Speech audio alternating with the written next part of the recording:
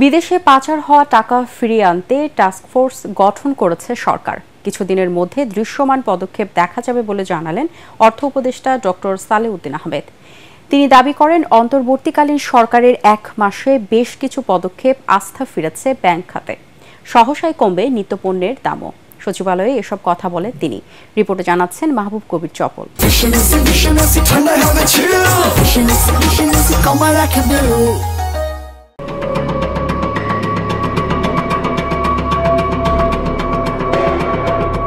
আওয়ামী লীগ সরকারের 15 বছরের উন্নয়ন ঢাকা পড়েছে দুর্নীতির নিচে। চলেছে অর্থ পাচারের মহোৎসব। যুক্তরাষ্ট্রের গবেষণা সংস্থা গ্লোবাল ফিনান্সিয়াল ইন্টিগ্রিটির তথ্য বলছে, ওই সময়ে পাচার হয়েছে প্রায় 12 লাখ কোটি টাকা। লুটপাট হয়েছে ব্যাংকগুলোতে।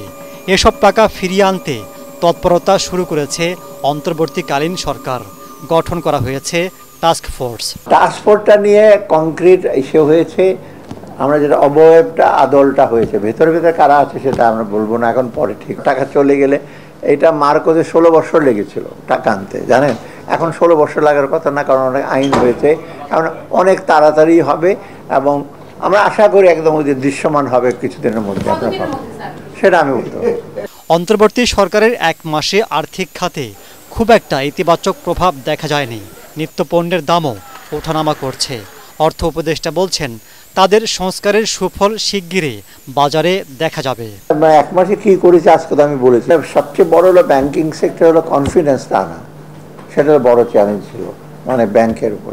সে কনফিডেন্স নিশ্চয়ই চলে আসছে। আলুর কোনো ডিউটি নাই, সব উঠিয়ে দেওয়া হয়েছে। পেঁয়াজেরটা কমিয়ে দিয়েছে। বাজারের ব্যবস্থাপনা রিফ্লেক্ট করতে একটু সময়। বাজার তো এমন নাই আপনি প্রডিউস করেন সাথে সাথে আপনার বাড়িতে গিয়ে উপস্থিত। আলু কৃষকের ক্ষেত থেকে তো আপনার বাড়িতে যাবে না, কত স্টেজ আছে। সেইগুলো যে মিডল ইস্টে কতটা বাধা, ইভেন চাঁদাবাজি, এইগুলো আমরা কমাবার জন্য যথেষ্ট। একটু হাতে সময় লাগবে। আমরা যে স্থানীয় প্রশাসনকে বলেছি ওরা যেন আবার বেশি মনিটর করতে গেলে কিন্তু ব্যবসাটা আমরা ব্যাঘাত করতে চাই না। এটা কমবে, ডেফিনেটলি কমবে।